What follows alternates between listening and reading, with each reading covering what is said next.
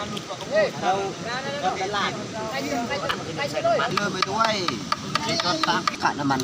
ยังจำเจ้าจะหายปนเตอะแต่ปนเตอะเกี่ยวบ้ากับปูเลยไงมันน้ำมันยาวตัดนี่ตัดหยาบเราจักตัดหยาบของก้นหยาบน้ำมันตัวไอ้เส้นนี่เป็นรถจำเจ้าเลยชุดลำไทย3 เส้นมากรวดน้ำมันคือ3 เส้นจนบนเย็นมาบนจะอ้าว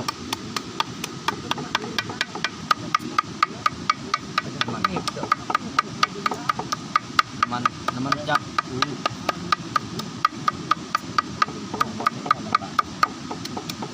น้ำมันเนื้อบ่หอดเที่ยวไปเที่ยวมา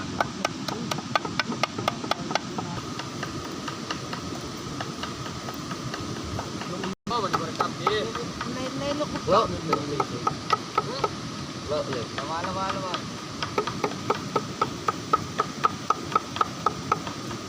ไม่ยังบุกติดกันเราอะไร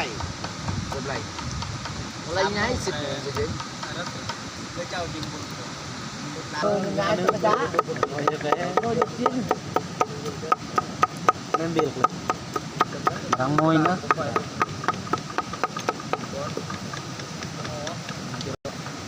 ทำไมมันจะร้องตัวล้ำnó chơi bữa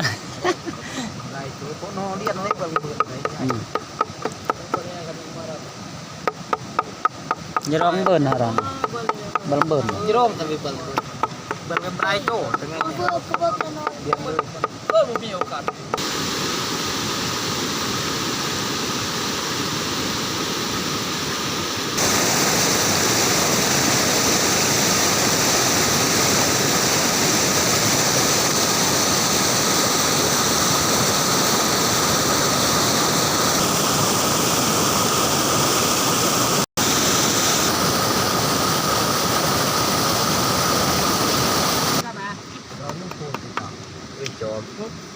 กูลองอย่างฮะจ้างคนในกูจ้างตัว